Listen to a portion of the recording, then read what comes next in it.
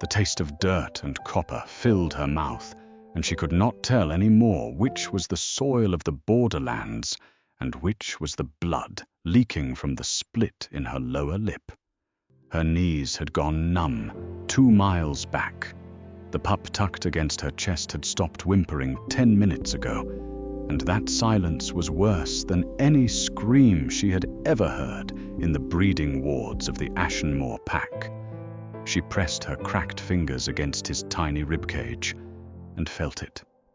Faint, a bird's wing brushing glass. Still alive.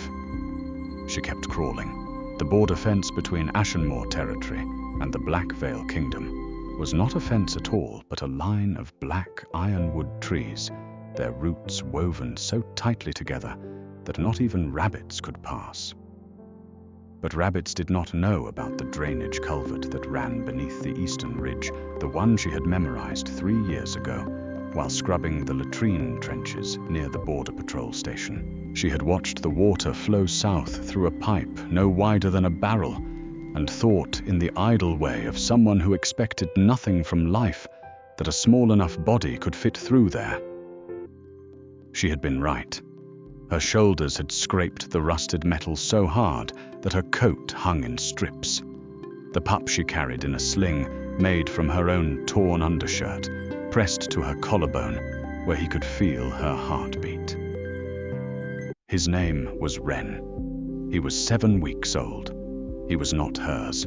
She had stolen him from the Alpha's private nursery 4 hours ago, because when she had gone in to change the bedding, she had found him alone in a crate, meant for sick dogs, burning with fever, his lips cracked white, a hand-scrawled note pinned to the blanket that read in the Ashenmoor beta's handwriting, "Runt, do not feed. Let nature take its course." Wren was Kieran Ashenmoor's son, the legitimate heir, the child of his dead Luna who had bled out during the birth, while the pack physician was attending to the beta's sprained ankle instead. And the beta Gregor who had spent the 7 weeks since the Luna's death systematically dismantling every trace of her from the pack house didn't want an heir that might one day challenge his newly constructed power. So Wren was dying in a dog crate. And no one was coming. No one except Lyra. She was 23 years old. She had been the pack's night shift healer's assistant for 6 years, which meant she emptied bedpans, boiled instruments, mopped blood, and occasionally, when the actual healer was drunk enough, stitched wounds that the healer's hands were too unsteady to close.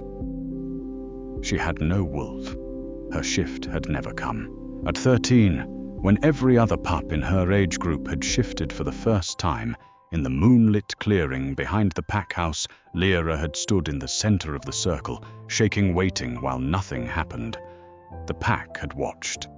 Her mother, already sick with the wasting disease that would kill her by winter, had watched from a wheelchair at the edge of the tree line. Nothing happened. They called her Hollow after that, as in empty, as in a log with nothing inside. She was not supposed to be in the nursery at all. Her duties ended at the clinic. But 3 nights ago, she had heard Gregor's mate, a sharp-faced woman named Petra, say to the head cook, "Don't bother preparing the nursery bottles anymore. The situation is resolving itself." The situation. A 7-week-old baby. Lyra had started planning that night. She had no money, no wolf, no allies, no family. Her mother was dead. Her father had been a drifter wolf who had passed through Ashenmoor territory and left nothing behind except Lyra and a faded photograph that her mother kept in a locket. She had looked at that photograph once as a child. A man with pale grey eyes and a strange mark on his wrist that her mother said was a birthmark. Lyra had the same mark, a small crescent on the inside of her left wrist, like a scar from a moon-shaped blade. It meant nothing, or it meant something she had never bothered to investigate, because when you are busy, surviving mysteries about dead fathers are a luxury. She kept crawling, The forest floor on the Black Vale side smelled different, sharper. Pine resin and frozen stone, and something underneath that. Something metallic and alive like the air before a lightning strike. Black Vale territory, the most powerful pack on the continent, ruled by an alpha king who had not taken a mate in 31 years of life, and who was known in the whispered stories that even Ashenmoor wolves told to scare their children as the beast of Black Vale. They said his wolf was so large it blocked out the moon. They said he had killed his own father to take the throne, though other stories said his father had gone feral, and Kyle Blackvale had done what mercy required. They said he could hear a lie the way other wolves heard a heartbeat. Lyra did not care about any of this.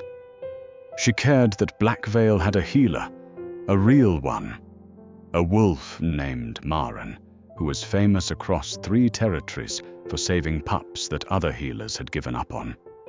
If Lyra could reach Maren before Ren's fever burned through his tiny body, then maybe. The ground sloped upward. Her arms shook.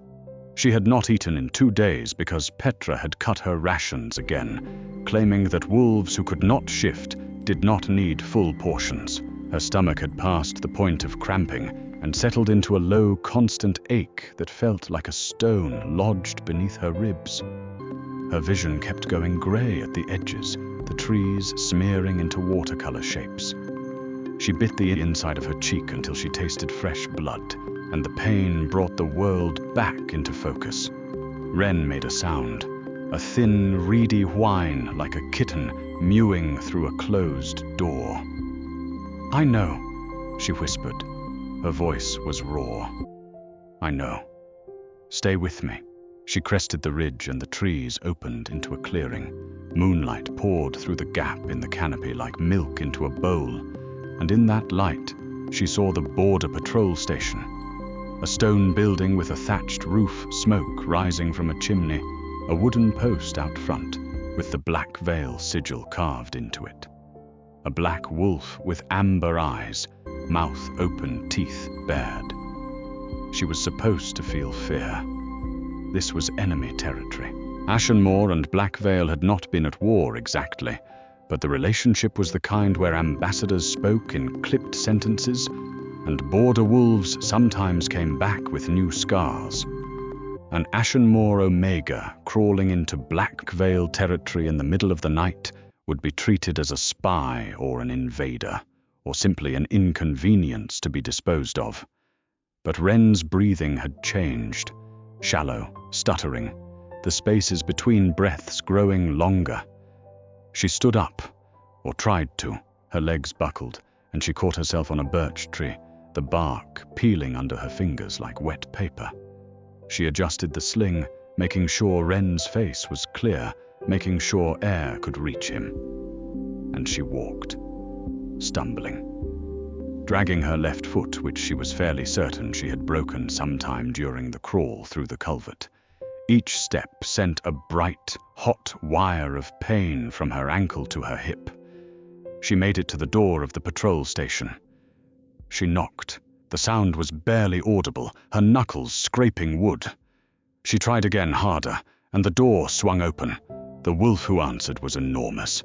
Not tall exactly, but wide, with a neck like a tree trunk and arms that strained the seams of his black patrol uniform. He had a thick beard and small dark eyes, and he looked at Lyra the way a man looks at a stray cat that has wandered onto his porch. Mild annoyance, vague pity. "What in the—" He stopped. His nostrils flared. His eyes dropped to the bundle at her chest. "Please," Lyra said. The word came out broken, split into 2 syllables by a cough that tasted like iron. "He needs a healer. Please. He's 7 weeks old. He's dying. I'll go back. I'll let you take me prisoner. I'll do whatever you want. Just please get him to Maren." The patrol wolf stared at her. Behind him, she could see 2 more wolves at a table, cards spread between them, mugs of something steaming. They had all gone still. "You came through the culvert," the bearded wolf said. It was not a question. He could see the rust stains on her arms, the pipe-shaped bruises on her shoulders. "Yes, with a pup. He's not mine. He's Kieran Ashenmore's son, the heir. They were letting him die." The words hung in the air like smoke. One of the wolves at the table pushed back his chair. The scrape of wood on stone was very loud. The bearded wolf, whose name was Tormund, opened the door wider. "Get inside." She stepped over the threshold.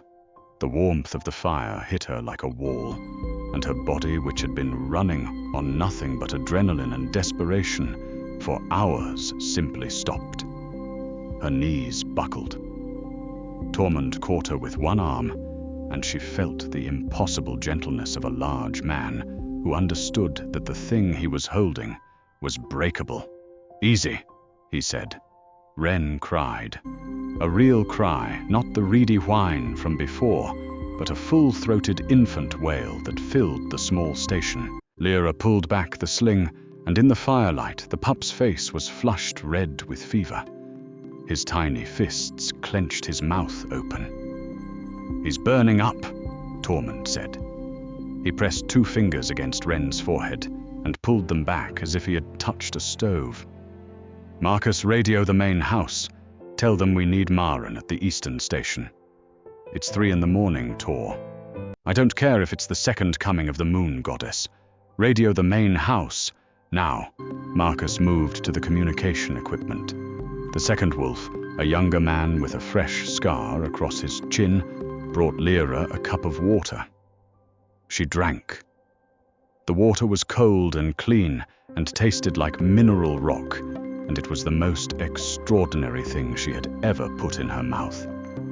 She drank until the cup was empty, and then she held it out, and the young wolf refilled it without being asked. "What's your name?" Tormund asked. He had taken Ren from her, and he was holding the pup against his broad chest, rocking slightly with the unconscious ease of a man who had done this before. "Lyra, I'm nobody. I was the night healer's assistant at Ashenmore. You crawled through a rusted drainage pipe with a broken foot and a dying infant." Tormund looked at her with something she could not immediately identify, because it had been so long since anyone had looked at her this way. It was respect. "That's not nobody," the radio crackled. Marcus said. "Main house responding. Maren is on her way. ETA 20 minutes. But Tor..." The Alpha heard the call. Tormund went very still. "The Alpha King is coming," the young wolf whispered. "He heard Ashenmore heir, and he's coming himself. 5 minutes out. He was already in the eastern forest."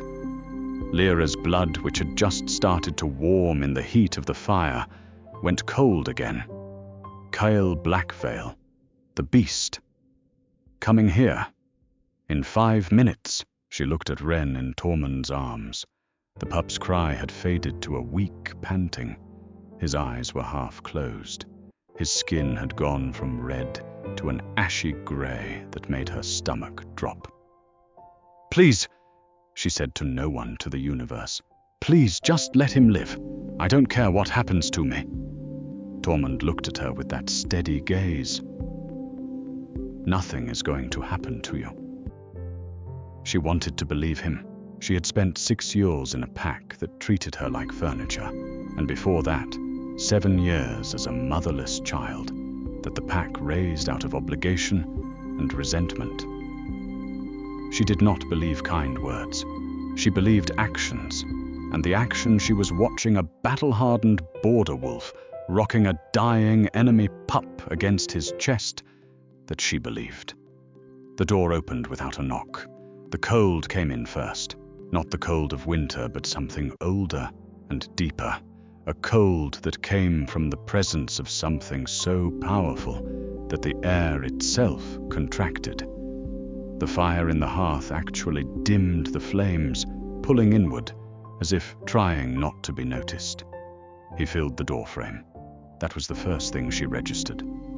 Not that he was tall, though he was easily 6.5 feet. Not that he was broad, though his shoulders barely cleared the frame, but that he filled the space in a way that had nothing to do with physical dimensions.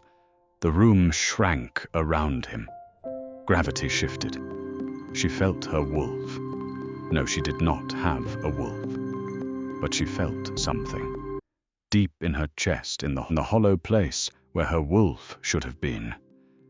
Something stirred, like a creature turning over in its sleep.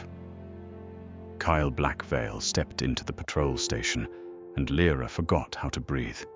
He was not what she had expected. The stories described a monster, a beast in human skin, a creature of nightmares.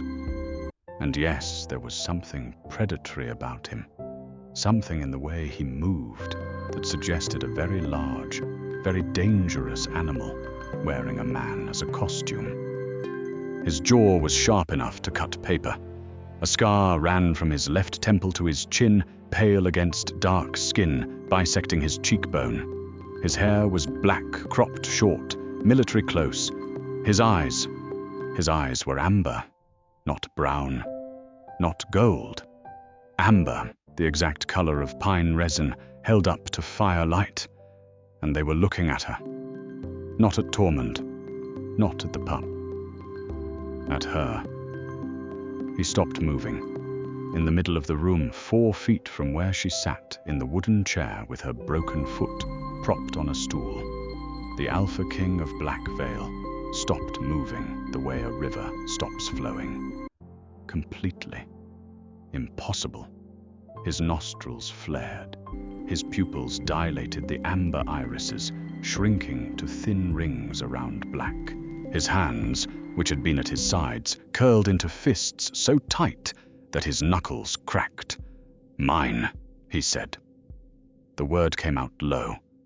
Not loud. Not a shout. A sound from the basement of his voice, from the place where the wolf lived, and it vibrated through the room like a tuning fork struck against bone. Lyra stared at him. "What, mate?" His voice was barely controlled. She could hear the fracture lines in it, the places where the human was holding the animal back by the thinnest of threads. "You are my mate." "That's impossible. I don't have a wolf." He crossed the distance between them in 2 steps. She flinched, and he stopped, dead, mid-stride, his whole body rigid with the effort of not moving, like a man who has stepped on a landmine and knows that lifting his foot will end everything. "You flinched," he said. The way he said it, quiet and precise, made it sound like a diagnosis, a wound he was cataloguing. "Who taught you to flinch like that?" She did not answer. She was staring at his hands. They were enormous, scarred across the knuckles, and they were trembling. The most powerful alpha on the continent, the man who could crush skulls with his bare hands, was trembling because she had flinched. "The pup," she said, because Ren was the only thing that mattered. "Please. He has a fever. He hasn't eaten properly in days. He's Kieran Ashenmore's son, the legitimate heir, and they were starving him. Please, your healer." Kyle turned his head toward Tormund. The movement was mechanical, as if it cost him something physical to take his eyes off her. "Give me the pup." Tormund handed Ren over without hesitation. The Alpha King took the infant in hands that suddenly looked impossibly gentle, his scarred fingers cradling the tiny body with the precision of someone handling a bird with a broken wing. He pulled back the makeshift sling, examined the pup's face, pressed his thumb against the small chest. "His heartbeat is irregular," Kyle said. "Maren. 20 minutes, Alpha. 10. Tell her 10. Marcus scrambled for the radio. Kyle looked back at Lyra. His eyes traveled over her. She knew what he was seeing. The filth, the blood, the rust stains, the torn clothes, the bruises old and new, layered across her arms like rings in a tree trunk, telling the story of year after year of casual violence. The sharpness of her collarbones visible through the ripped collar of her shirt. The foot swollen to twice its normal size, turning purple-black. Something changed in his face. She watched it happen in real time. The amber of his eyes bled outward, swallowed by black, as his wolf pushed toward the surface. His lips pulled back from his teeth, and she saw his canines longer than they should have been, the wolf distorting the human mouth. "Hoop," he said, and the word was a growl, a sound no human throat should have been able to produce. "Did this to you? It doesn't matter. It is the only thing that matters." "No, Ren is the only thing that matters. I didn't crawl through that pipe for me. I came because he was dying, and no one was going to save him. If you can heal him, then I'll go. I'll go back to Ashenmoor. I'll face whatever punishment. I just need him to live." Kyle Blackveil looked at her, as if she had said something in a language he did not speak. She saw the incomprehension on his face, followed by a flash of something raw, something that looked almost like pain. "You are not going back," he said. "You are never going back. You don't get to decide that." The silence in the room was absolute. Tormund had stopped breathing. Marcus's hand hovered over the radio. The young wolf with the chin scar had backed himself into a corner and was making himself as small as possible, which was the correct instinct when an alpha king was in the grip of something none of them fully understood. Kyle's jaw tightened. She could see the muscles working beneath his skin, the visible effort of a man who commanded thousands, forcing himself to speak gently to a woman who weighed 100 pounds, soaking wet and had a broken foot. "You are right," he said. "I don't. But I am asking." Something in Lyra's chest moved again. That sleeping thing. It turned, stretched, pressed against the walls of its enclosure. She put her hand over her sternum, confused. "I don't understand what's happening." "Yes, you do." He knelt. The Alpha King of Blackveil, the beast, the most feared wolf on the continent, went to his knees in front of her. Tormund made a strangled sound. Kyle ignored him. He was eye level with her now, and this close she could smell him. Cedar smoke, and iron and snow that was the surface, but beneath it something deeper, something her body recognized before her mind did. Warmth. Safety. Home. A word she hadn't had a use for since she was 11 years old. "I've waited 31 years, he said. "My wolf has been tearing me apart from the inside because I could not find you. Counselors told me you were dead. Elders told me to take a chosen mate. I refused everyone. Because I knew." His voice cracked on the word, just barely. A hairline fracture. "I knew you were out there, and you are here, in a patrol station, covered in blood, holding another man's child. And you are the most." He stopped, swallowed. His throat worked visibly. "I'm not what you think," Lyra said. "I'm wolfless. I'm an omega. I'm nobody's anything. You crawled through enemy territory with a dying pup because no one else would save him." His hand came up slowly and hovered near her face without touching it, asking permission. "That is not nobody." She leaned her cheek into his palm. She did not decide to do it. Her body decided. The warmth of his hand against her skin was like stepping into sunlight after years in a basement, and the sound that came out of her, involuntary and quiet, was something between a sigh and a sob. His thumb traced the edge of her cheekbone. Gentle, so gentle it made her throat ache. Ren whimpered. The sound cut through the moment like a knife.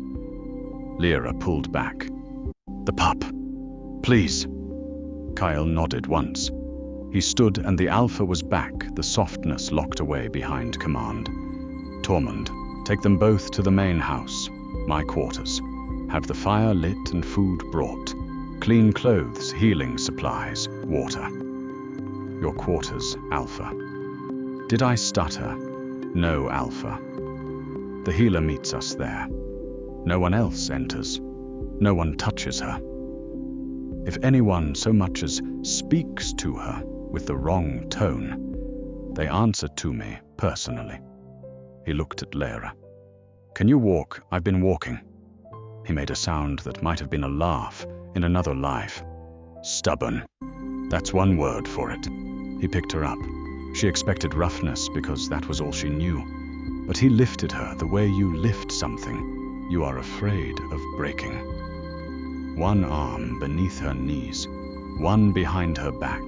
Ren still cradled against his chest in the curve of his other arm. She was pressed against him, and his body heat was furnace level, and the smell of cedar and snow and iron was everywhere, and the sleeping thing in her chest was fully awake now, pacing, restless, pushing. What is that? She whispered. Your wolf. I don't have a wolf. You do. She's been dormant, suppressed. Probably since you were a child. His jaw was set. We'll find out why. They moved through the forest. Kyle walked as if he weighed nothing, as if she and Ren were no more burden than a jacket. The trees parted for him. Not literally, but the shadows seemed to lean away the underbrush, flattening the path widening. Even the wind changed direction. The main house was not what she expected. Ashenmoor's pack house was a concrete barracks, functional and ugly, smelling of bleach and stale coffee and male sweat. Blackvale's main house was built of stone and dark timber, set into the mountainside like a living thing. Windows glowing warm amber in the pre-dawn darkness. Smoke rose from multiple chimneys. The front doors were 20 feet tall, carved with wolves running through a forest, and they opened before Cale reached them, 2 guards pulling them wide without a word.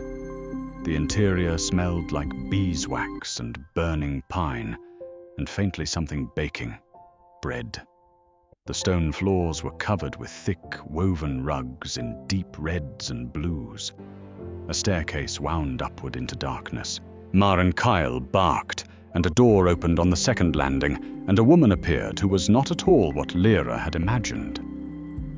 Maren, the legendary healer, was in her 60s, small with short silver hair and reading glasses pushed up on her forehead, and what appeared to be a half-eaten sandwich in one hand.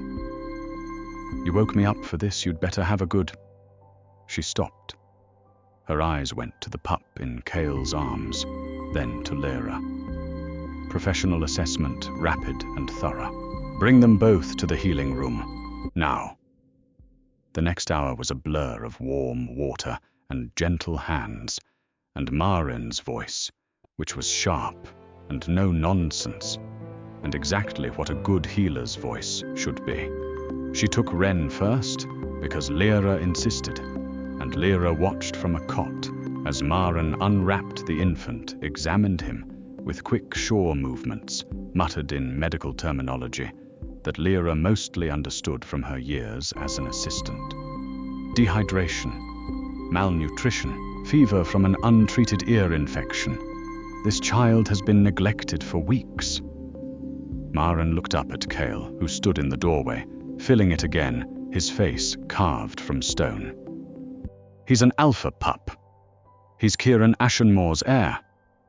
I didn't ask whose he is politically. I said he's an alpha pup. Do you know what happens when an alpha pup is starved in the first 8 weeks? The wolf doesn't develop properly. If I hadn't seen him tonight, you'd be looking at permanent damage by next week.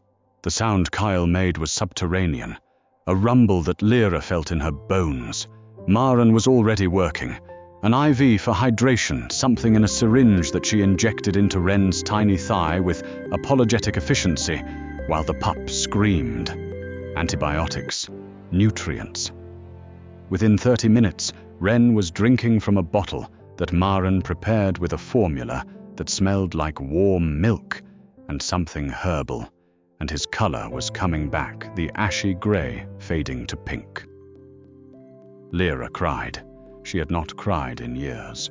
Not when her mother died, not when the pack had dragged her to the center of the clearing on her 13th birthday and watched her fail to shift, not when Petra had slapped her for speaking without permission.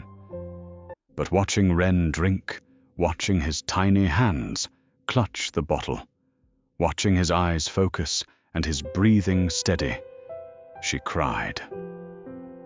The tears came out silently, rolling down her face, and she did not wipe them away, because her hands were shaking too badly. Kyle crossed the room. He sat on the edge of the cot beside her. He did not touch her. He just sat there, a wall of warmth and cedar smoke and quiet fury. And when she leaned sideways, her shoulder touching his arm, he went perfectly still and let her. "Thank you," she said. "Don't thank me. You saved him. You have the healer. You had the courage." Maren finished with Ren settled him in a proper medical bassinet with warming pads and a monitor, and then turned to Lyra with the expression of a woman who has seen bad things but can still be newly appalled. "Take off your shirt." "I'm fine. You have a broken foot, 2nd-degree friction, burns on both shoulders, and you're running a fever of 102. You have not been fine for some time. Take off your shirt, or I'll have the Alpha hold you down." "I would never," Kyle said quietly. Maren sighed. "Figure of speech. She knows that. Take off the shirt, child." Lyra took off the shirt. The room went silent. The bruises were a map, years of them. Old ones, yellow-green and faded, layered beneath new ones, purple-black and fresh. Across her ribs, across her back, a pattern that spoke of kicks of being thrown against walls of casual backhands from people who did not think of her as a person, but as a thing that could absorb impact, and beneath the bruises across her upper back, something else. Scars. Not from beatings. These were deliberate. Thin, precise lines carved into her skin in a pattern that Lyra had never been able to see clearly, because they were on her back, and she had no one to ask. Maren put down her instruments. She put on her glasses. She walked behind Lyra and looked at the scars for a very long time. "Kyle," she said, and her voice was different now. The briskness gone, replaced by something Lyra could not identify. "Come look at this." He came around. Lyra heard him stop behind her. She heard his breathing change. "What?" she said. "What is it? I've had those since I was a child. I thought they were from the fever I had when I was 3. "These aren't from a fever," Maren said. "These are binding marks. Binding marks. Someone carved a suppression sigil into your skin when you were a child. Old magic. Blood magic. The kind that hasn't been practiced openly in 50 years. Maren's fingers hovered over the scars, not touching. "This is why you can't shift. This is why you think you don't have a wolf. Someone sealed her away." Lyra felt the world tilt. "Who would do that?" "Someone who wanted to keep you weak," Kyle said. His voice was barely human. "Someone who knew what you were and made sure you'd never find out. What I am, I'm an Omega. I'm nothing. You are not an Omega." Maren pulled down a book from a shelf on the wall. Old, leather-bound, the pages thick as cloth. She flipped to a page and held it up. The illustration showed a pattern of scars, the same pattern that was on Lyra's back. Beneath it, text in the old tongue that Lyra could not read. "This binding sigil is specific. It was designed for one purpose, to suppress a bloodline wolf of the highest order. Maren looked at her over the glasses. Child, who was your father? I don't know. A drifter. He passed through Ashenmoor before I was born.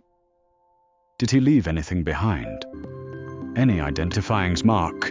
Lyra touched her left wrist, the crescent scar. My mother said he had a birthmark. Here, I have the same one. Maren took her wrist, turned it to the light. The crescent caught the lamplight, and for a moment, just a moment, it seemed to glow, a trick of the light. It had to be. Maren let go of her wrist and sat down heavily in a chair. She looked at Kyle. That's a Moonborn mark, Maren said. Her father was from the Moonborn line. That line died out 20 years ago. Apparently not. Kyle looked at Lyra. She watched something move through his eyes. A calculation, a reassessment, then something else, entirely. Something that was not about politics or bloodlines, but about the woman sitting on the cot in front of him, with bruises on her ribs and a stolen baby in a bassinet beside her. It doesn't change anything, he said. It changes everything, Maren corrected. It changes nothing about what she is to me. The words settled over Lyra like a blanket. She pulled them apart, looking for the lie, the angle, the thing she would have to pay for later. There was nothing. Just a man looking at her, as if she were the answer to a question he had been asking his whole life. You need to rest, Maren said to Lyra. Both of you. The pup is stable. I'll monitor him through the night. And in the morning we're going to talk about those binding marks and what happens when we remove them. Can they be removed? Lyra asked. Yes, but the process is not pleasant, and I want you at full strength first. Maren paused, and Lyra. When that wolf wakes up, you're going to feel like a completely different person, because you've been living with half of yourself, locked in a cage your entire life. Lyra slept. She slept in a bed for the first time in years, because at Ashenmoor, her quarters had been a cot in the supply closet next to the clinic. This bed was real. Sheets that smelled like lavender, a mattress that did not sag, a quilt heavy enough to feel like being held. Kyle did not sleep in the bed.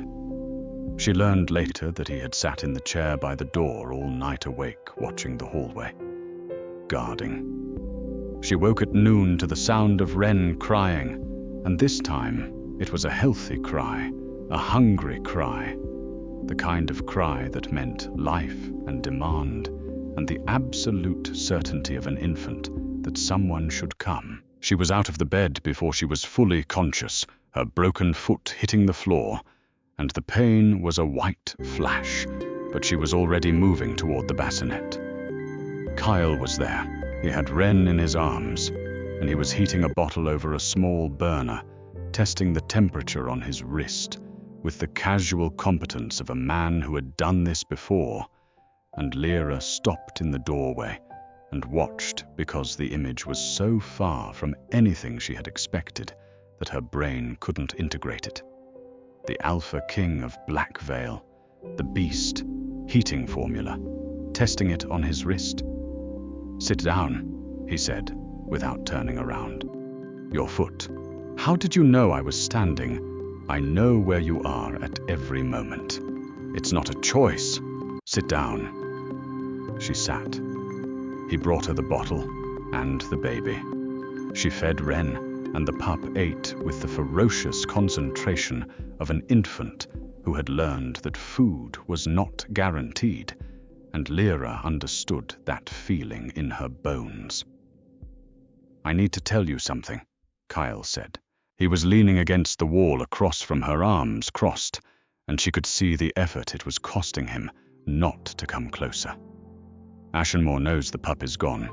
Gregor has sent a formal demand for return of the heir. Lyra's hands tightened on the bottle. Wren made a small sound of protest. He also claimed you kidnapped the infant, that you're a dangerous rogue wolf who should be executed on sight. I'm not surprised. I have 200 warriors and a personal desire to level Ashenmoor to the foundation stones. But I am a king, and kings have to consider consequences. He paused. I told them no. No what? No to everything. The pup stays. You stay. If they want to discuss it, they can send a delegation, and that delegation can explain to me personally why a 7-week-old alpha heir was found in a dog crate with a note that said, "Do not feed." Lyra looked up. They'll deny it. They can deny it to my face. I'd enjoy that. There was something terrifying about the way he said it. Not the volume, which was low, but the absolute certainty.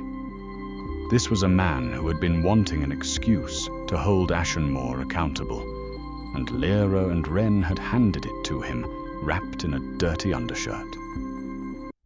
You're using this politically, she said.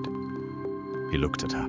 The amber eyes held something she was starting to recognize, the faintly stunned expression of a man who was not accustomed to being challenged.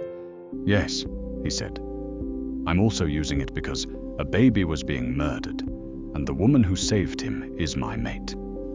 Those things are not mutually exclusive. She did not have an answer for that. The days blurred together. Maren splintered her foot and wrapped her shoulder burns and forced her to eat 5 small meals a day, each one carefully calibrated for a body that had been malnourished for years. Your bones are those of a 60-year-old woman, Maren told her flatly on the 3rd day. Your iron levels are criminal. Whoever was responsible for feeding you should be charged with attempted murder. Ren improved rapidly. By the 4th day, he was alert, grabbing at objects, making the small chattering sounds that well-fed pups make. He had his father's dark hair, but his mother's eyes, a startling green that followed Lyra wherever she went, with an intensity that made her uncomfortable because she didn't want to love this child. Loving things was dangerous. Loving things gave the world a handle to hurt you. But Ren didn't care about her philosophy. He cried when she put him down. He slept best when she held him against her chest. His ear pressed to her heartbeat. He curled his tiny fingers around her thumb and held on with a grip that was absurdly strong for something that weighed 8 pounds. She loved him. She knew it was happening, and she could not stop it. Kyle kept his distance, physically. He was always there, always. Somewhere in her peripheral vision, always close enough to reach in seconds. But he didn't touch her again after that first night. She understood why. He was giving her space. He was being careful with her the way you are careful with a wild animal that has been caged, knowing that gentleness must be earned and not assumed. It made her want to scream. Because the bond was real. She felt it constantly, a low hum in her chest, a pull toward him that intensified whenever he was near and ached like a phantom limb when he wasn't. The sleeping thing inside her, the wolf she was not supposed to have, was no longer sleeping. She could feel it prowling the edges of her consciousness, pushing against the binding marks on her back, testing the walls of its prison. On the 5th day, the delegation from Ashenmoor arrived. Lyra watched from a 2nd-floor window as they came through the main gate. 3 wolves. Gregor the Beta, a thin man with a narrow face and clever eyes. Petra, his mate, in a fur coat that Lyra recognized as the former Luna's, the one that had disappeared from the pack house the day after the Luna's funeral. And a 3rd figure older, stooped, who Lyra recognized with a shock that nearly buckled her knees. Elder Sarah, the pack's eldest counselor, the woman who had presided over Lyra's failed shifting ceremony, the woman who had been the first to call her hollow. Kyle met them in the Great Hall. Lyra was not supposed to be there, but she had spent 6 years in a pack where being invisible was a survival skill, and old habits served her well.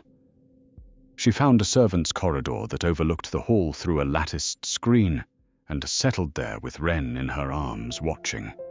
The great hall was designed to intimidate. 40-foot ceilings, stone columns carved with wolves, a throne of black wood at the far end on a raised platform, and Kyle sitting in it with the lazy posture of a predator that does not need to prove it is dangerous. Gregor spoke first. His voice was smooth, reasonable, the voice of a man who had practiced this speech. Alpha King, we come in good faith. One of our pack members, a disturbed Omega named Lyra, has stolen the heir to our territory and fled across your border. We ask only for the safe return of the child and the Omega, who requires medical attention for her mental instability. Kyle said nothing. He let the silence stretch. 5 seconds. 10. 20. Gregor's left hand began to twitch. The child you describe, Kyle said finally, conversationally, was found with a fever of 104, severely dehydrated, malnourished with an untreated ear infection. He was wrapped in a soiled blanket inside a crate designed for animals. He paused. In your pack's nursery. The child was receiving care. The Omega misunderstood the situation. My healer examined the pup. Her professional opinion is that without intervention, the child had 48 hours to live. Would you like me to bring her in? She's very detailed in her reports. Gregor's smooth facade flickered. Petra put her hand on his arm. Alpha King, we meant no harm to the child. There were complications after the Luna's death, staffing changes. The pup fell through administrative gaps. Administrative gaps. Kyle tasted the words as if they were something rotten. An interesting phrase for letting a baby starve. The Omega has poisoned your mind against us, Petra said. Her voice was higher now, sharper. She has always been unstable. A wolfless girl, bitter about her status, seeking attention. The Omega huaset otsos, Kyle said, and something in his voice changed, a temperature drop so sudden that Lyra could see Gregor physically lean back. Has a name, and she is my mate. The silence was a living thing. Gregor recovered first. Your mate, Alpha King, with respect, the girl is wolfless. She cannot be mated to an alpha of your stature. It's biologically impossible. She is deceiving you. Thank you for explaining the biology of my own bond to me, Beta. Kyle stood. The movement was slow, and it was terrifying in its slowness, because it gave everyone time to realize how large he was. Here is what is going to happen. The pup remains under Black Veil protection. The Omega, Lyra, remains here. If Kieran Ashenmore wishes to discuss custody of his heir, he can come himself, assuming he is still Alpha, and not a puppet with your hand up his back. Gregor's face went white. You cannot.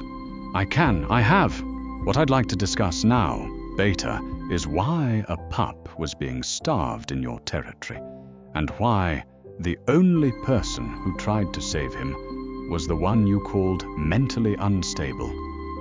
Gregor opened his mouth, closed it, opened it again. Elder Sarah spoke for the first time. Her voice was paper-thin, dry, the voice of very old bones. Alpha King, may I speak? Kale inclined his head. Sarah stepped forward. She was looking not at Kale, but at the latticed screen on the second floor. And Lyra realized with a cold shock that the old woman knew she was there. The girl is dangerous, Sarah said. Not because she is mad, because she is not what she appears. Her father was not a drifter. Her father was Aryan Moonborn, the last of the Moonborn line, who passed through Ashenmore 24 years ago during his flight from the Council of Elders, who had ordered his execution for the crime of existing. Kyle's expression didn't change, but Lyra saw his hand tighten on the arm of the throne. "I was the one who bound her wolf," Sarah continued, "when she was 3 years old. I carved the sigils myself, because a moon-born wolf in Ashenmoor would have drawn the council's attention, and the council would have destroyed the pack to get to her. I did what was necessary to protect my people." "You mutilated a child," Kale said. "I saved 1,000 lives." "By destroying one," Sarah's face did something unexpected. It crumpled. For just a moment, the hardness fractured, and Lyra saw something underneath that she had never expected to see on Elder Sarah's face. Grief. Old heavy, carried so long it had become the shape of her spine. "I visited her mother," Sarah said quietly. "Every week until she died. I brought medicine. I brought food. I was the one who argued against exiling the child after Mera's death. I could not undo what I had done without risking the pack, but I tried to." She stopped, pressed her lips together. The moment of vulnerability sealed over like ice forming on a pond. It does not matter. What matters is that if you remove those binding marks, you will unleash a wolf that has been caged for 20 years. A moon-born wolf. Do you understand what that means? I know what a moon-born wolf is. Then you know that the council will come. Let them. The words fell like stones into water. Gregor looked at Kyle as if he had announced his intention to fight the ocean. Petra clutched her fur coat tighter. Sarah simply nodded as if she had expected this answer and found it neither surprising nor comforting. "We are finished here," Kyle said. "You may return to Ashenmoor. Tell your Alpha that Black Veil has taken formal guardianship of the heir, and that any attempt to reclaim the child will be treated as an act of war." Gregor sputtered. "You can't just—" "I can. I have. Tormund will escort you to the border." They left. Lyra watched them go through the latticed screen, her heart hammering Ren, warm and oblivious against her chest. Elder Sarah paused at the door. She did not look up at the screen again, but she said loud enough for her old voice to carry, "The sigils will hurt when they break. The pain is the wolf coming through. Do not fight it." Then she was gone. Lyra found Kyle in the hall. He was still standing by the throne, his hands braced against the carved armrest, his head bowed. The posture was so unlike him that she stopped in the doorway. "You heard everything," he said. "I'm not a moonborn. The mark on your wrist says otherwise. I've been wolfless for 20 years. Whatever my father was, I'm not." He turned. The amber eyes were steady, but she could see the wolf behind them, close to the surface, restless. "Maren says the binding can be removed. Safely. With time and care. And if my wolf comes out and she's, some legendary bloodline creature, what happens then? Then you are exactly who you are, with more of yourself available." "You make it sound simple." "It is simple. Everything about you is simple. I found my mate. She is brave and stubborn, and she steals babies from death and crawls through pipes with a broken foot. The rest is details." She wanted to argue with him. She had been arguing with kindness her entire life, because kindness in Ashenmoor had always been a trap, a hook with a barb inside it. And she kept waiting for Kyle's barb, and it kept not appearing. "Why don't you touch me?" she asked. He went still. "What? You haven't touched me since that first night. You carried me here, you touched my face, and then nothing. 5 days. Because you flinch. I flinched once. Once was enough. I will not be something you endure. When you reach for me, I will be there. But I won't take what isn't offered."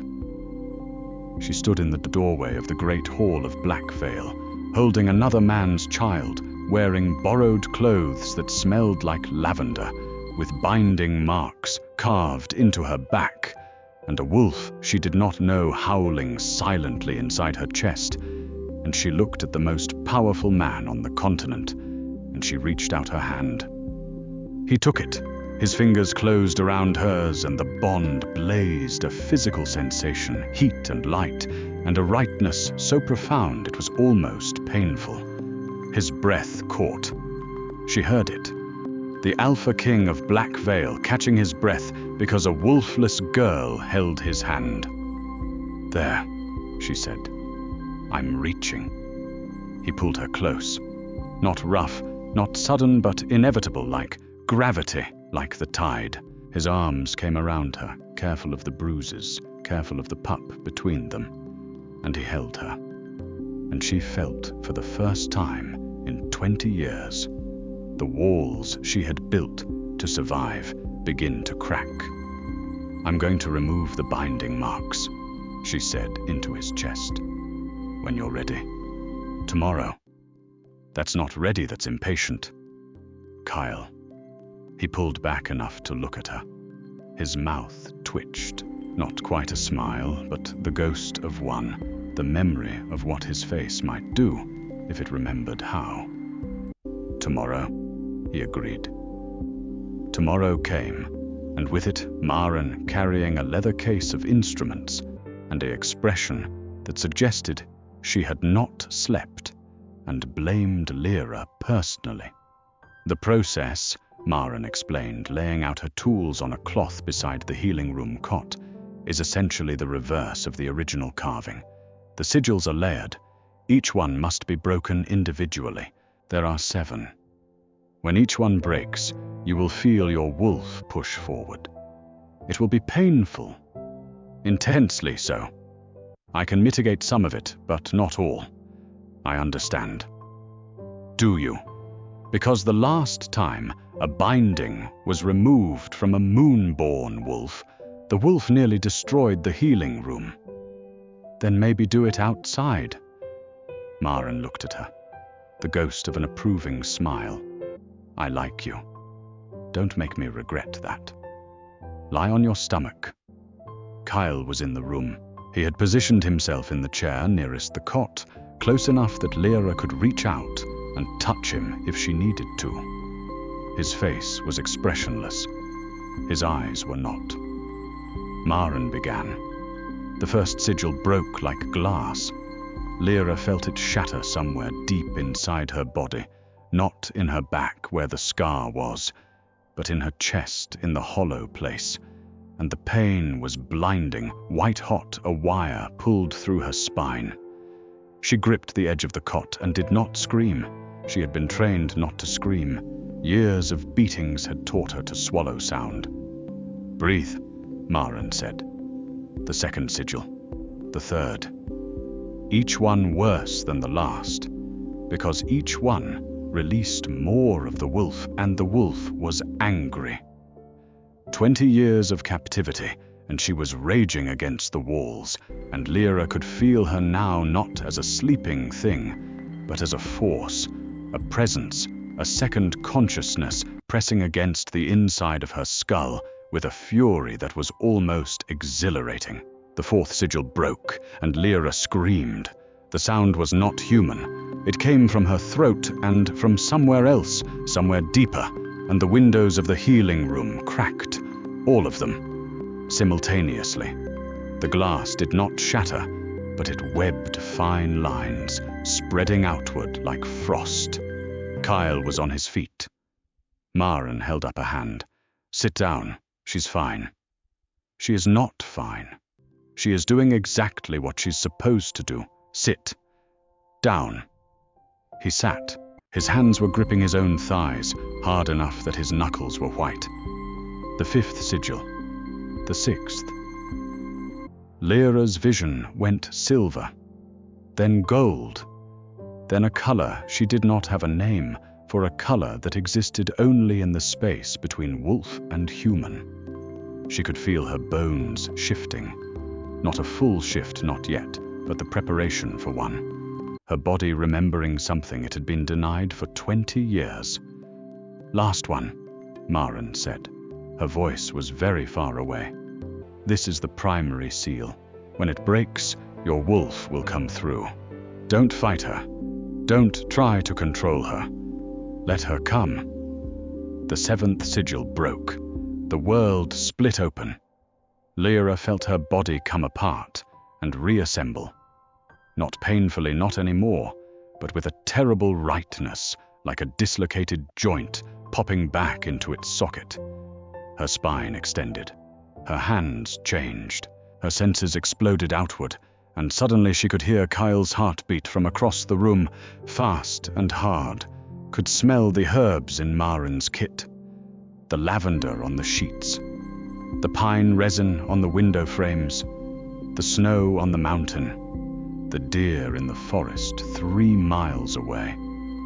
She landed on 4 paws. The cot was beneath her, broken.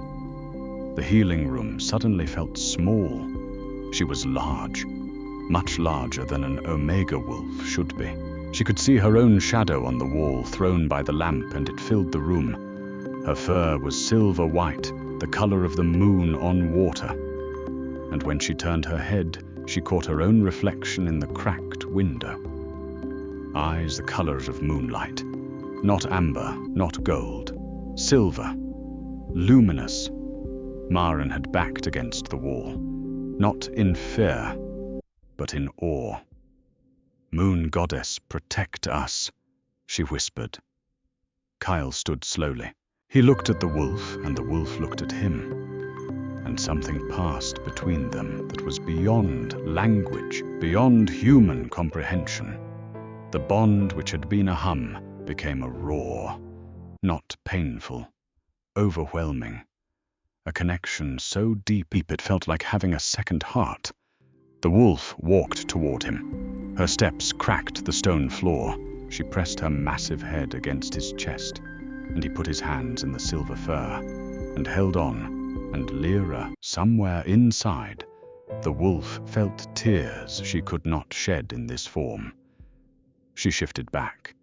It happened naturally, easily, as if she had been doing it her whole life. One moment wolf, the next moment woman kneeling on the cracked floor, naked, shaking her back, smooth and unscarred. The binding marks were gone. 20 years of carved imprisonment erased. Kyle pulled off his shirt and wrapped it around her. It hung to her knees and smelled like him, and she pulled it close. "A moon-born wolf," Maren said. She had sat down heavily on the only remaining intact piece of furniture. "A true moon-born wolf. I read about them. I never expected to see one." "What does it mean?" Lyra asked. Her voice was different, stronger, resonant. "It means you are one of the rarest wolves in existence. Your bloodline was thought to be extinct. The Moonborn were the original wolves, the first line created by the moon goddess herself. They could heal with touch. They could sense lies. They could..." Maren paused. "They could calm any wolf, no matter how far gone. Even ferals, even beasts." Kyle said nothing, but Lyra saw his jaw clench, and she understood. His wolf, the beast, the one he had been fighting his entire life to control. She was the answer to a problem he had never spoken aloud. "Don't," she said quietly. "Don't what? Don't think that's why you want me. Because I'm useful." He looked at her, and for the first time, she saw anger directed at her. Not rage, not violence, but a sharp, clean anger. "I wanted you when I thought you were a wolfless Omega, with a broken foot and a stolen baby. I wanted you when you smelled like rust and blood and dirt. My wolf recognized you before I knew what you were. The Moonborn bloodline is a fact. It is not a reason." She believed him, not because the words were beautiful though they were in their blunt, graceless way, but because she could feel him through the bond, now fully open, and there was no deception there. Just want. Just certainty. Just a man who had waited 31 years and would wait 31 more if she asked. She did not ask. "What happens now?" she said. "Now Gregor and Ashenmore are going to do something stupid, because that's what cornered cowards do. And we will be ready." He was right. They were not ready enough. It happened 3 days later, in the early hours of the morning when the sky was still dark and the snow had just begun to fall. Lear awoke to the sound of howling. Not Black Veil wolves. The pitch was wrong, higher, more frantic, the sound of wolves being driven rather than running. Kyle was already on his feet, already moving, already the Alpha King, and not the man who had fallen asleep with his hand resting on her ankle, because that was as much as she had offered, and he had taken it as if it were the world. "Stay here," he said. "Lock the door. Keep the pup close." "What's happening?" "Ashenmore wolves. At least 50. They've crossed the border." 50 wolves is not an army. That's a suicide mission. His jaw tightened. "Unless it's a distraction." He was gone. The door closed. She locked it. Ren was awake, fussing, sensing the tension. She held him close and paced the room, and the wolf inside her, newly freed, was pacing too, restless, alert, every sense stretched to its limit. She heard the fighting. Even through stone walls and closed windows, she could hear it. The crack of bone, the snarl of wolves, the sounds of a border skirmish. It went on for 20 minutes, and then it stopped, and in the silence that followed, the door to the room opened. Not the main door, the servant's entrance, the one she had used to watch the great hall from the latticed screen, the one she had not thought to lock. Petra stood in the doorway. The fur coat was gone. She was wearing combat gear, black functional, and her face was stripped of the careful politeness she had worn in the great hall. She looked like what she was, a woman who had orchestrated the slow murder of an infant and had come to finish the job. "Give me the child," Petra said. Lyra backed away. Ren was in her arms, warm and alive, and making small sounds of distress. "You know you can't win this," Petra continued. "You've never been a fighter, Lyra. You're the girl who mopped floors and took slaps without flinching. That's all you've ever been." "That's not all I am. The wolf is new. You don't know how to use it. Hand over the boy and I'll let you live. Gregor needs the heir. Not alive, specifically. Just the body. For political purposes. You understand?" Lyra felt something she had never felt before. Not fear. Not resignation. Rage. Clean white, illuminating rage. And it came from both her and her wolf, simultaneously, a unified fury that was as natural as breathing. "You dressed a dead woman's baby in rags," Lyra said. "You fed her pup to a dog crate. You wore her coat to her husband's negotiation. And now you're standing in my room, asking me to hand over the child I crawled through a pipe to save." She paused. "No." Petra shifted. It was fast. A lean grey wolf teeth bared, leaping toward Lyra with the practiced efficiency of a trained fighter. Lyra shifted faster. The silver wolf filled the room. Petra's wolf, mid-leap, froze. Not voluntarily. Not a choice. The moonborn wolf's presence was a physical force, a pressure wave, and the grey wolf slammed into it and stopped mid-air paws, scrabbling eyes wide, with a terror that went beyond instinct and into something ancient and genetic. The old wolves knew the moonborn. The old wolves remembered what they were. Lyra did not bite, did not claw, did not attack. She simply stood over Ren's bassinet, silver and enormous and impossibly still, and she looked at the grey wolf, and she let her presence speak. Petra shifted back. She was on the floor, gasping, shaking her eyes blown wide. "What are you?" "I am the wolf you tried to keep hollow." Lyra shifted back, pulled Kale's shirt around herself, and picked up Ren. The pup was crying. She held him close. "And you are done." The door burst open. Kale, blood on his hands, a cut across his forehead, his eyes wild. He took in the scene in a heartbeat. Petra on the floor. Lyra holding Ren. The cracked floor where the silver wolf had stood. "She came for the pup," Lyra said calmly. "She wanted his body for political leverage." Kyle looked at Petra. The woman shrank back. Not from the Alpha King, Lyra realized, from the expression on his face, from the absolute, cold certainty of what was about to happen. "Please," Petra said. "Gregor made me. He said if we didn't reclaim the heir, the pack would fall apart. I didn't want to." "You wore the Luna's coat," Kyle said, "to her mate's negotiation, while her son starved in a box." He turned to the guards who had appeared behind him. "Take her, and find Gregor." They found Gregor at the border.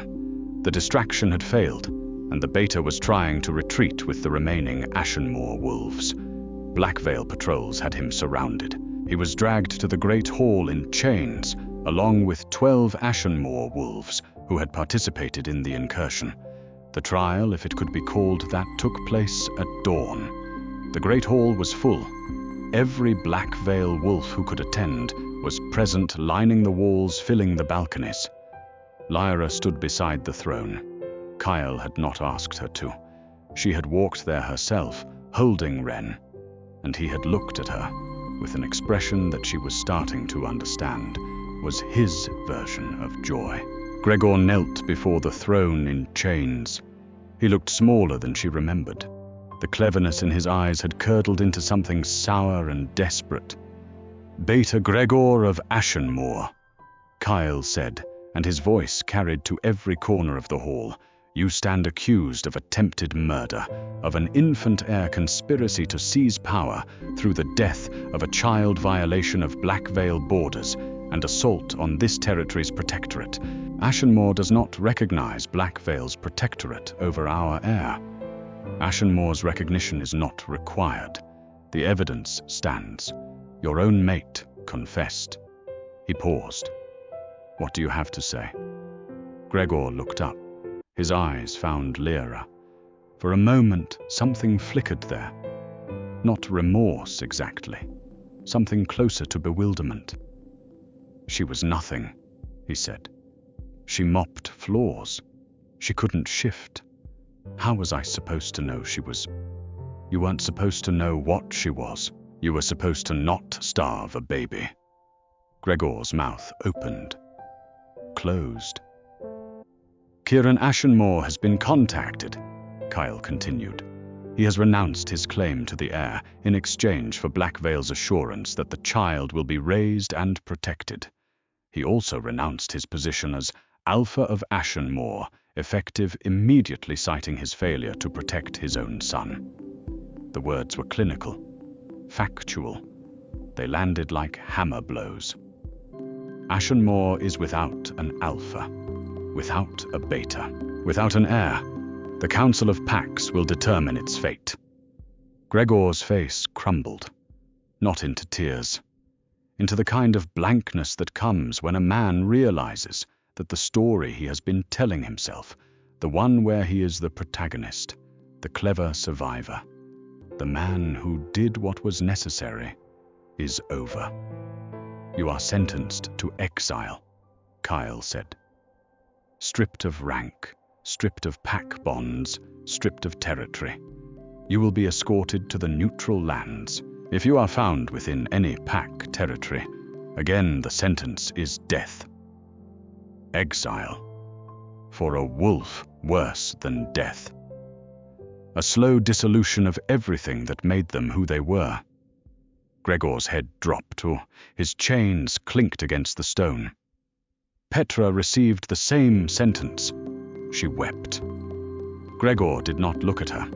The Ashenmoor wolves who had participated in the incursion were given a choice: submit to Black Veil authority or join their beta in exile. 8 submitted.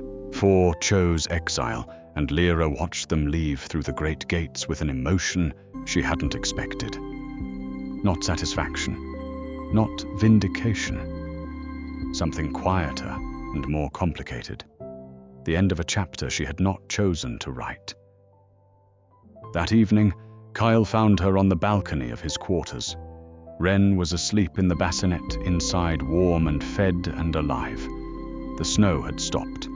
The sky was clear and the moon was full, and its light turned the forest below into a silver sea. "The pack wants a ceremony," he said. "What kind of ceremony?" "The kind where I mark you in front of everyone, and you become Luna of Black Veil." She was quiet for a long time. The moon hung above them like a lantern. She could feel her wolf quiet now, content curled inside her chest like a cat in sunlight. "I've been a servant my whole life," she said. "I've mopped blood off clinic floors. I've eaten scraps. I've been called hollow since I was 13 years old. And now you want me to stand in front of 2,000 wolves and be their queen?" "Yes."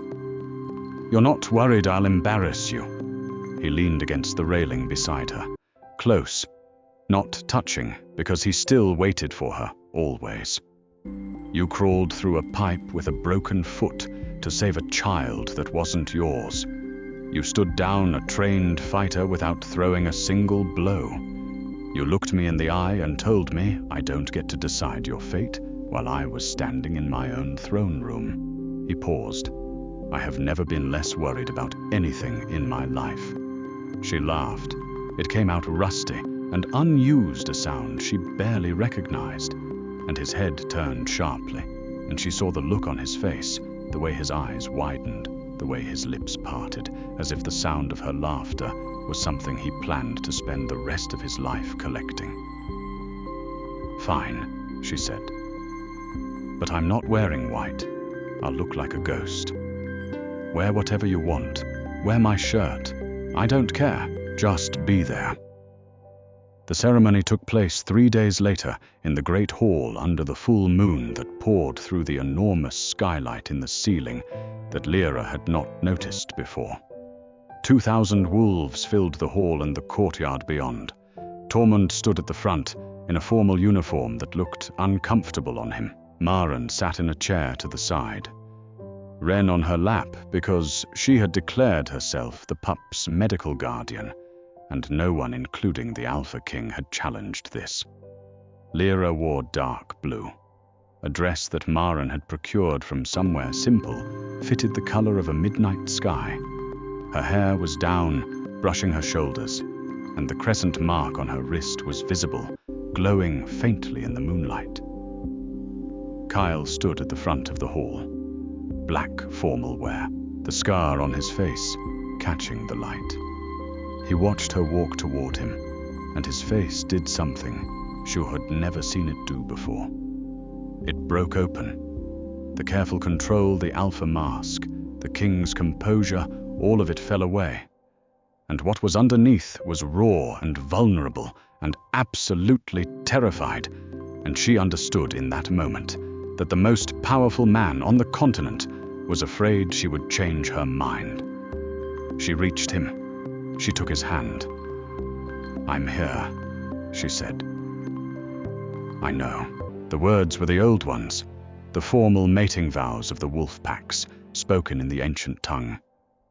Kyle said them in a voice that did not waver, looking at her, the way a man looks at the first light after a very long darkness. Then the marking. He tilted her head to the side, exposing the curve of her neck, and she felt his breath first warm, and then his lips gentle, and then the bite. Sharp, bright, a pain that was not a pain at all, but a key turning in a lock, and the bond between them, which had been a hum and then a roar, became something structural, foundational, part of the architecture of her being. She marked him back. Tradition required only the alpha to mark, but she was moon-born, and the moon-born had their own traditions. And when her teeth broke the skin of his neck, she felt him shudder. His hands tightened on her waist. A sound came from his throat, low and involuntary, and 2,000 wolves heard it, and she didn't care. The hall erupted. Howls, not the frantic howls of battle, but the deep, resonant howls of recognition. The pack acknowledging its Luna. The sound vibrated through the stone, through the floor, through her bones. Ren in Maren's arms began to cry, and then to laugh, the confused sound of an infant, overwhelmed by volume, and Maren bounced him with the ease of a woman who had been delivering babies for 40 years. Lyra stood beside Kael on the dais and looked out at 2,000 faces and felt in the hollow place in her chest that had been empty for 20 years, something full. Her wolf pressed against her ribs content. Kael's hand was on her lower back, warm, steady, possessive, in the way she had learned to distinguish from controlling, not holding her in place, but telling the world that this was where he chose to stand. Later, much later, after the hall had emptied and the fires had banked and the snow had begun to fall again, she sat on the floor of their quarters with Ren in her lap. The pup was gnawing on a wooden teething ring that Tormund had carved himself, which was a detail Lyra treasured, because it told her everything she needed to know about the kind of pack she had joined. Kael sat across from her, his back against the bed legs, stretched out the formal wear, abandoned for a loose shirt and trousers, the marking bite on his neck still livid. Kieran agreed to the custody transfer, he said. Is he okay? As a person, Kael considered this. He's a broken man who failed his mate and his son and knows it. The question of whether he's okay is one that will take years to answer. He paused. He asked about Ren, wanted to know if the pup was healthy, if he was happy. What did you say? I said the pup is being raised by a woman who crawled through a pipe to save him, and that he is the most annoyingly well-loved infant in 3 territories. Ren chose this moment to throw the teething ring at Kael's head. It bounced off his forehead. The Alpha King of Blackvale blinked, once picked it up and handed it back. Good arm, he said. Lyra laughed. That rusty, unused sound again, but less rusty now. Learning itself again. She looked at the fire, at Ren's small hands, at the wooden ring with its careful carvings, at Kael's face in the warm light. The scar softened the amber eyes, half closed, watching her, the way he always watched her, as if she might disappear. I want to visit Ashenmoor, she said. He tensed. Why? Elder Sarah, she bound my wolf. She carved those marks into a 3-year-old child, and she brought medicine to my mother every week until she died. She turned the teething ring over in her hands. I want to understand. Both of those things being true at the same time. He was quiet. Then, I'll come with you. You don't have to. I know. I want to. She leaned against his outstretched leg.